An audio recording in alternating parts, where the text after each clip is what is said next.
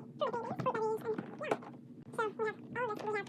We have Glorious avocado serum made makeup remover, plum hyaluronic cream, dewdrops, Glorious porcitana, and what? Eyeliner. First we're gonna use the avocado ceramide stuff.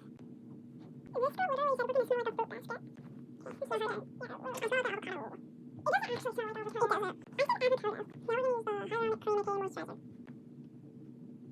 All of these products go really good on the face. Okay, time for the Glow Recipe Watermelon Glow Niacinamide Dewdrops. They're mini.